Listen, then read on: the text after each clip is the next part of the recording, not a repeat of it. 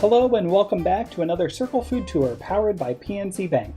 My name is David with the UCI team and I'll be filming with Chef Brandon Chrostowski during this evening's demonstration. Circle Food Tour is one of the many offerings from Circle Connects, UCI's summer programming lineup, slightly adjusted of course to keep physical distancing and safety top of mind. Circle Connects is a full lineup of activities you can participate in from home or in the Circle. We want to keep you connected to all the places you love in the neighborhood. Check out universitycircle.org/circleconnects for more food, art, fitness, and fun. Today we ventured to Shaker Square to visit EDWINS Restaurant. EDWINS Leadership and Restaurant Institute is a nonprofit dedicated to giving formerly incarcerated adults a foundation in the culinary and hospitality industry while providing a support network necessary for their long-term success. Since opening in 2007, EDWINS has launched a butcher shop, bakery and cafe, as well as the Second Chance Life Skills Center, a 20,000 square foot campus for living, working, and recreational enrichment. We will be grilling today. The meal is a Mediterranean rub skirt steak with summer vegetables, and if you purchased a meal kit from EDWINS, you also have an already baked nut cake for dessert. As you watch along, feel free to pause and rewind to catch up. Without further ado, I'm going to hand things over to Brandon. All right, we're here grilling it up. We're actually right in the middle of Shaker Square in front of EDWINS Restaurant. I'm Brandon Chrostowski, a founder of EDWINS here in Shaker Square, and we got the bakery and butcher on Buckeye. So listen, what we're doing today is we're grilling, man. We're grilling, we're chilling, we're having some fun. We've got a very simple recipe for you this afternoon that you can make at home, and hopefully that you do. Okay, what is it? It's going to be our skirt steak, a Mediterranean rub skirt steak with vegetables on papillote. Papillote simply means, kind of sealed in a bag and cooked over heat. We're also going to serve it with some fresh gremolata sauce, which couldn't be easier. I'm telling you, if you're not able to make this at home tonight, you're in trouble. Okay, so we'll make it that easy. So we're going to begin. Let's start with the meat, because this is going to take the longest to really prepare. What we've came up here with today is a nice skirt steak. Okay, the skirt steak is a steak that you'll find that comes from the right outside that abdominal muscle in the lower part of the cow. Essentially, it's your diaphragm if you're a human being, but for a cow, it's called a skirt steak. And so what we're going to do is something very simple. We're just going to unroll this skirt steak. Of all the cuts of meat, I got to tell you, this is probably my favorite for a few reasons. One, its juiciness. I mean, this retains so much juice.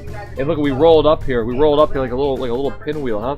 It retains so much juice, and it's so flavorful. It's got a nice little gamey touch to it, and it's got thickness enough that you really don't have to do any butchery to it. It's nice and thin.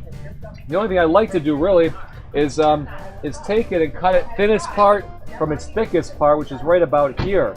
So when you get these meal kits and when you pick them up, you're going to be simply looking at a very easy tray of vegetables, meat, and gremolata. I need that tray. We're also going to serve with a little bit of cake to sweeten it up at the end. So again, we're just taking our steak here, unrolling it very simply. Voila. And you're going to cut it right where it starts to get thin to thick, okay? Because they're going to grill it 2 different times. Simple as that. Now, to make life very easy on you, we've prepared the rub. It's a Mediterranean rub, which is a very easy, very simple rub. And what we do there is we take a little bit of baharat.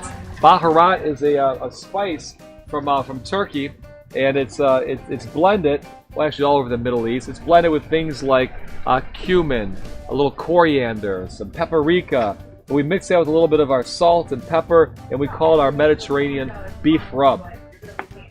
So easy as that. We take a little bit of our beef rub and we rolled out that steak very simply.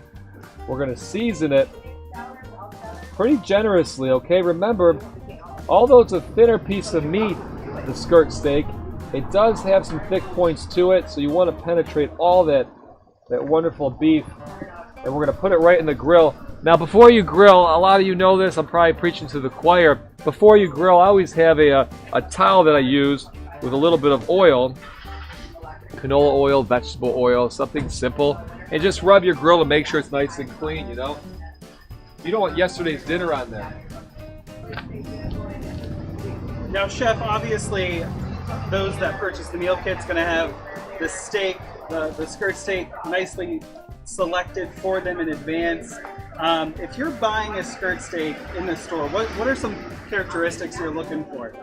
Yeah, if you're buying your own skirt steak and you're not going to a butcher that you maybe normally know, say you're out of town, you're one of those beach towns or something, I want a skirt steak. You never know who to trust, right? When you go to your local butcher, they know you, you know them.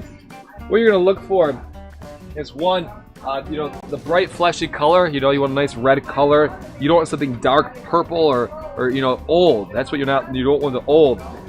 Also look for just the right amount of trim on here. So a lot of this is intermuscular fat. You'll see right here. This intermuscular fat is very good. It's going to break down and actually tenderize that meat that you have. Make sure it's not completely clean, nor is it completely covered in that fat. Okay, that's the sign of a good butcher. He's going to leave some of that intermuscular fat on there for you. So look for that bright appearance.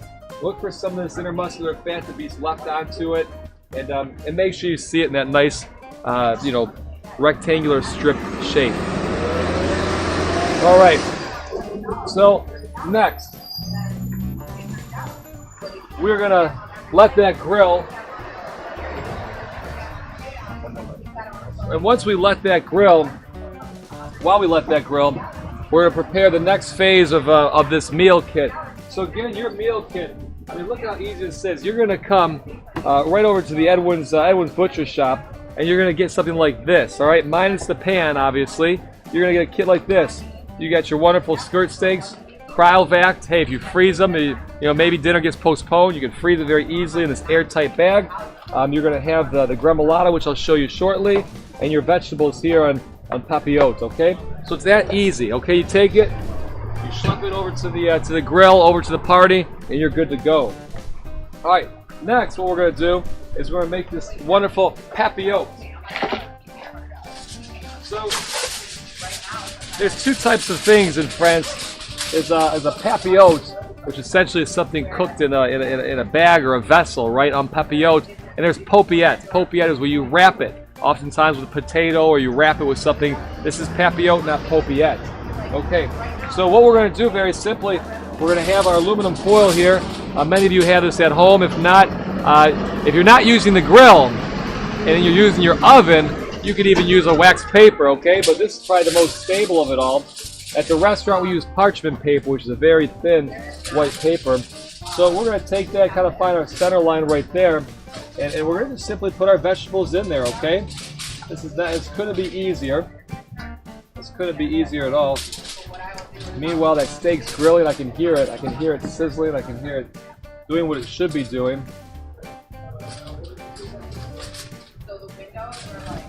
Okay. Now we can break this into 2 bags. We can break this into 3 bags. We're gonna go big or go home with 1 bag. All right. Now the most important part here, a couple things. One, a little white wine here.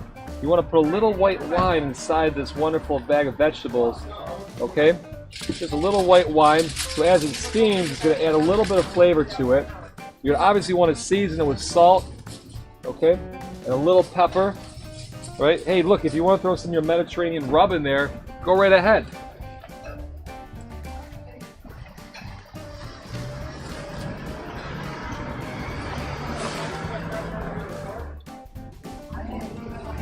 Look at that. Look at that skirt steak. I mean, you got a good heat there, good hot heat. Speaking of heat, people always come, they say, they're always trying to find an edge in barbecuing, all right? And the bottom line is, if you can cook, you can cook, okay? But they're always trying to find an edge. Hey, what do you cook on? Do you cook on lump charcoal? Do you cook on Kingsford? Do you cook with wood chips? There's all sorts of myths and fabulous tales out there that a barbecue person will tell you that makes the best barbecue. And here we use a lump charcoal. It's the same as like a Kingsford, like a regular charcoal, but it's more of like a wider spread. I feel it burns a little bit longer. I mean, heat's a little bit more moderate. But again, we're taking it to like the details that most people won't notice. But if you're one of those people, you know who I'm talking about. You're one of those people. Seek out that lump charcoal. It works out quite well. So we put a little bit of the white wine in there, and of course, what you have to do with the rest of your white wine, you put in a little bit of this here, okay? Put it in the glass. You're preparing the vegetables. It's hot out. It's summertime. You have a drink or two. Steak goes best with red wine, but here we're gonna use a little bit of white wine because it's hot out, and plus it complements the vegetables. I put a bit of olive oil in here, okay? A little bit of olive oil, just to keep it balanced, you know. So I'm gonna seal these edges really good, okay? Seal the edges really good. The idea is to create a pocket of steam. All right, you're creating a pocket of steam. You're gonna be on your way. There we go. Simple as that. Look at that. So I've got a son. His name's Leo. He's 5 years old. Leo could do this. Okay, so can you. Make it easy. Make it easy.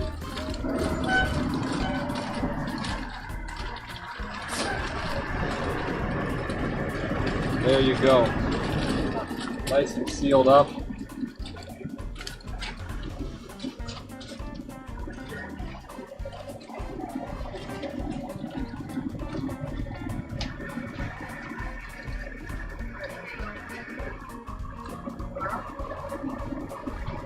And there we go. So let us gently steam there for a little bit. Meanwhile, we're still cooking our skirt steak. You can see that's the thicker skirt steak here, and it's on a higher heat, and the thinner skirt steaks there on the lower heat. And so what we're going to do is simply just kind of move this around here a little bit, get some different color, and let it rest while we cook these wonderful summer vegetables. You know, we're going to provide you with some zucchini and squash and tomatoes, but there's nothing that says you can't go out to your garden and pick out some of your own summer vegetables.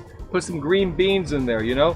You can do any sorts of things and put them inside this wonderful bag of olive oil, white wine, and seasoning. All right, and we continue to move on. All right, so you're sitting there, you're enjoying your white wine, right? You're sipping it, you're relaxing, you're watching the sunsets and the grill burn, okay? Parents are, you know, kids are running around, parents are always worried about this thing, but it's all right. Kids don't go near a hot grill. It's okay. It's okay. So we're gonna keep working here, right? Because we gotta keep our hands moving, and we're gonna do the final product here in this dish. This is gremolata sauce. Gremolata. The literal translation, I don't know, but it really should translate into simplicity, right? Couldn't be a simpler sauce to complement such a dish like this, okay? Definitely something that you'd find in the Mediterranean and Italy, down over there by the Mediterranean Sea, and that has a great rub on it, right? With the baharat, some of these spices that complement the meat, but also what will accent it here is a gremolata sauce. It's a very a basic sauce that requires parsley, garlic, and lemons. That's it, and a little bit of olive oil. So we're gonna slowly pick this parsley here. All right, easy enough. You can leave most of the stems out, right? You're not gonna be able to get every little piece of it, but it's very simple. We're using here a curly parsley, right? We have a curly parsley, flat leaf parsley. Either one will work. We're going to provide you with it though, so you don't have to worry about that part of the challenge. But we're just going to pick this here slowly like this here and put it together. You know, while I'm picking this, you know, I'd be remiss if I didn't say all the people that helped out in this project here. You know, when you're cooking at home, you know, a lot of people at the grill take all the credit, but you know, who shopped for those groceries, right? Who helped pick the parsley? Who helped pick out the wine, right? So, you know, when you're barbecuing, make sure you give thanks to your crew over there, but our crew over here has done a wonderful job. Chef Jerry Grimm has prepared all this meat here over at the butcher shop, and sous chef Matt over here, he's helped out preparing this wonderful set this afternoon, and Griffin Johnson, all working together to make sure that you have an easy video at home. But just remember, I didn't just do this myself 5 minutes ago. We had a team putting this all together, so make sure you get your team together and thank them for their work. Oh, it's parsley. It feels great, all this parsley on the hands. All right. Wonderful. Look at that. Easy as that. Okay. So that continues to cook there. We're nearly finished picking our parsley. And a couple things to take note of. If you get a stem in there, it's okay. It's really okay. You know, it might make you live longer, to be honest with you. If you find some parsley, and again, we're gonna take care of this for you, but if you find some parsley that doesn't look, you know, doesn't make the bill, don't use it. You know, it's not worth getting a soggy piece of parsley, ruin that bite of steak. And so we're gonna be very simple here, and we're gonna chop that up here in just a moment. We're also gonna take some garlic here. Literally, just 1 clove is all it's gonna take for this here. I'm finicky about the garlic. I always take that little stem off, right? That little where the stem grows.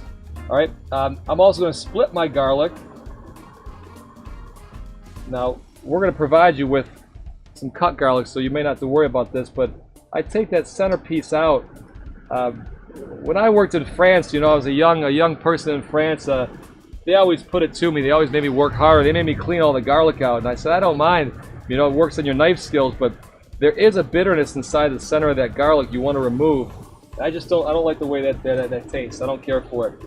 And so we have our garlic, and we also are going to have lemons, okay? For this recipe, we're just going to do 2 lemons zested. And so there's a bunch of ways we can do this. You can use a microplane. You can use a microplane, which I'll show you here in just a moment. But, you know, if you're old school, you know, you're going to kind of just take this knife and use your skills to get the zest off. You remember these days, right?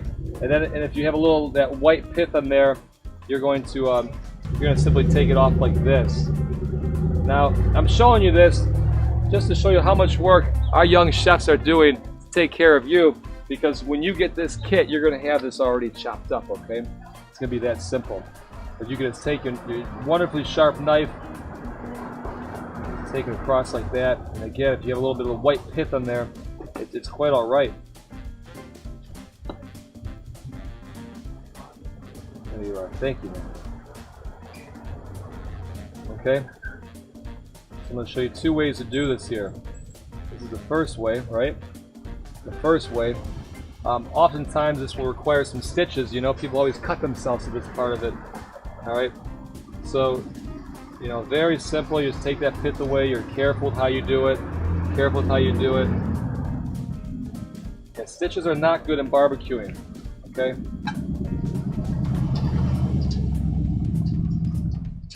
There you are. So obviously, if you're following along, and if you didn't buy a meal kit with this already prepared, make sure you peel out that pith before you start your wine to avoid as many stitches as possible. He's got a point. Don't drink and cut pits. There you are. Just like that. You see it's taking the pith out. You see? And I can walk you through all of these, but I'm not. I'm going to show you just a small portion of it. This is rubbish, okay? You know, no need for this here. And then here's the modern day way of making this, okay? You get something called a microplane, all right? Microplane. Make sure you wash your lemon, which we already have, and you simply just go like this. Look at this. It takes off just the zest, and it leaves behind that bitter white pith. I mean, isn't that something? It's really an amazing tool that whoever invented this really should get some sort of prize in kitchen safety, because it's that easy. You just take it like this, and you get rid of all that zest. Now doctors may lobby against this. You know why? Because it's safe. Okay, less stitches. But we care for this here. So you just, you know, have your way with this. Push pretty hard. Get the zest that you need, and then give it a smack or two. What I also like about this is if you're applying this microplane to other, you know, citrus, you know, fruits, it captures the oils as well. And the oil sometimes is the best part of the fruit. So what I'm going to show you here is when we start cutting up our zest, okay, what we're going to do is we're going to get it as fine as we can, right? I'm showing you as fine as we can. We do a nice little julienne cut here. Look at this. A nice julienne cut, right? And then you take that julienne cut and you're going to cut it this way, right? And as you do this, you're doing some great things. You're cutting, but you're also putting flavor into that board. So all the flavor of that wonderful zest, all those oils, are getting pushed into your cutting board. Okay, so that's why I want to take as least amount of cuts as possible. Okay, so in any event, I'm almost there, but I know, you can see it right there. I do know I have to go over it one more time or two more times with this knife to make sure that it's acceptable for my gremolata. Okay, but again, I'm pushing flavor into the board, and then there it is. Wow, look at that, wonderful. I'm pushing flavor into the board. I don't want to lose those oils. That's why I really like this microplane. You know, this microplane is really good. It allows you to get all those oils that your citrus is growing up to be, and you prize for it. All right. So your recipe is going to have a total of 2 lemons zested, of 1 bunch of parsley, and depending on the size of the garlic clove, 1 to 2 garlic cloves as well.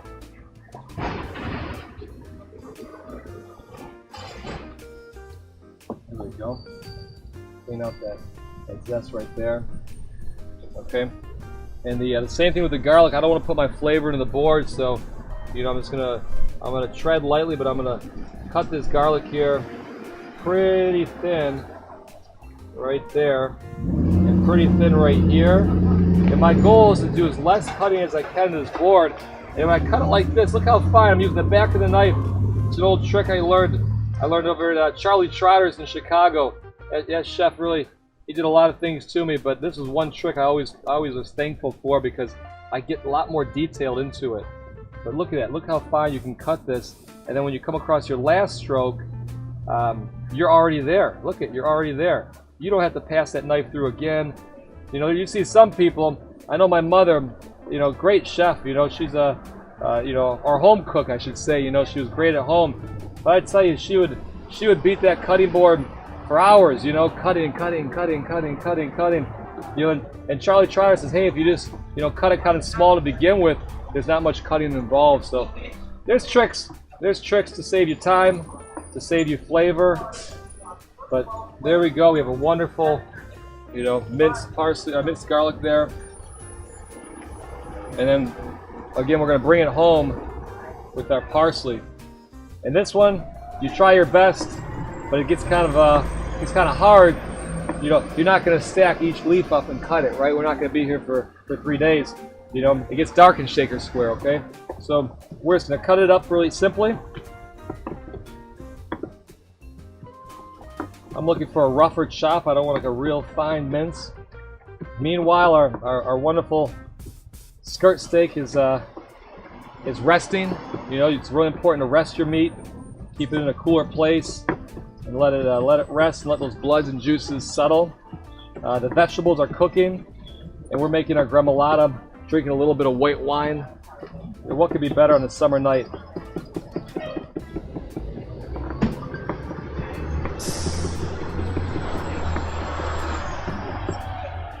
There we go. Look at that. Look at that.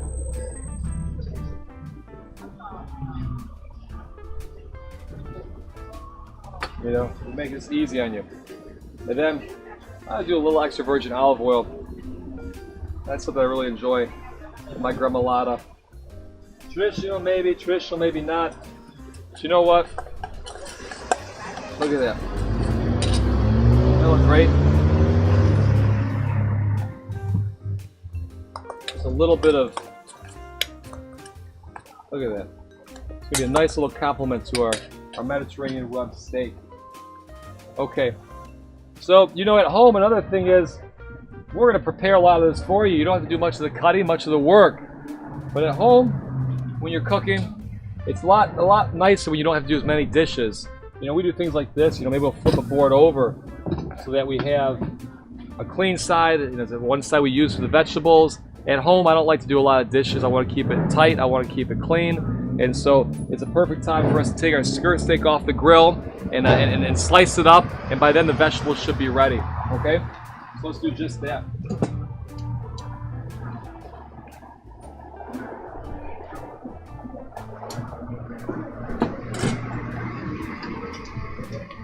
So we didn't do anything too complicated today, have we? I don't think so. We seasoned some steak. We cut up some vegetables and put them in a bag for the most part, right? and we made a mess of parsley, garlic, and lemons, and that's going to be to me the whole soul of summertime is keep it simple. If you keep it simple in the summertime, everyone wins. You win, your guests win, the dishwasher wins. Everyone wins in the summertime when you keep it simple. You start to complicate things, leave that for the winter time, okay? You have time to clean the dishes, you're not going to the beach. In the summertime, just keep it really simple, right? So, there we are. Like I said, this is our favorite steak at home. Of all the steaks my wife and our kids like, it's this skirt steak. It's juicy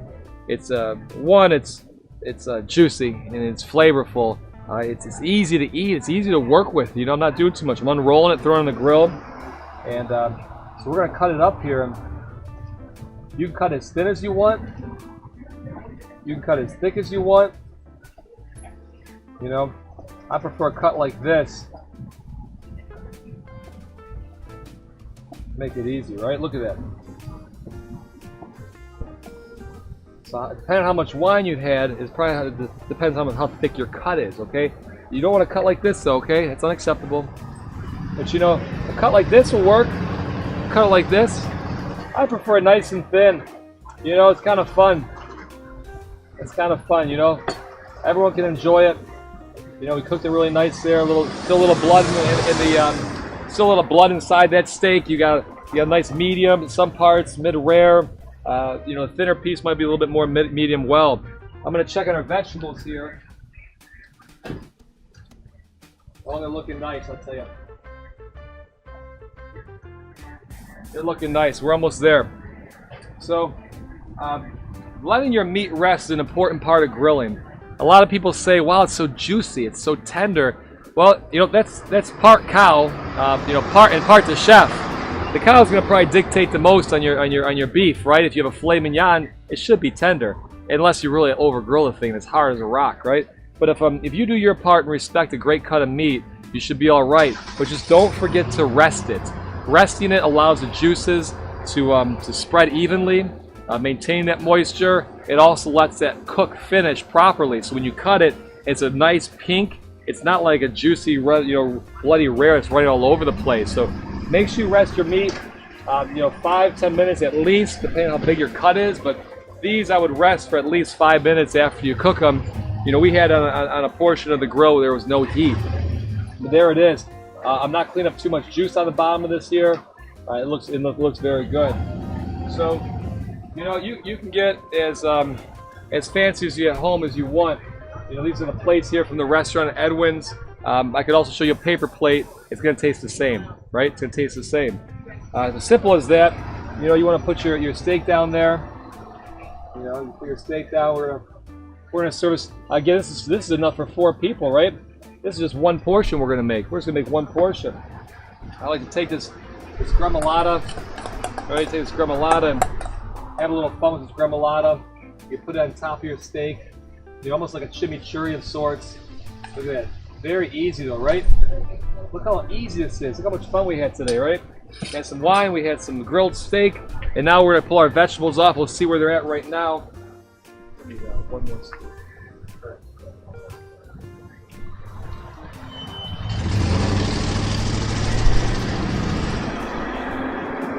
Oh yeah. We're probably about 30 seconds away. In the meantime, you know, we can enjoy a little steak. All right. Oh, wow. You try to do the steak?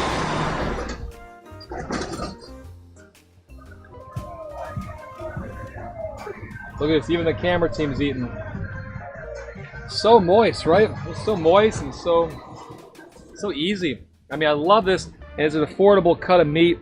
It's not going to drive you out there to the filet mignon level or a porterhouse level, but not many butchers have it. That's the other thing. If you're going to go to a butcher shop, call ahead. Do you have any skirt steak today?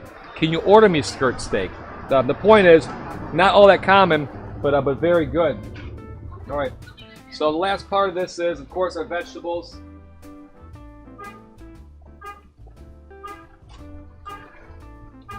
And you can see here, wow, we've done a fine job. Look at that. You can smell that. It smells great.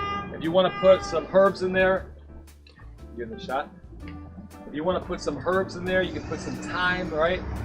Put some garlic if you choose to, but it's been a very simple production of things.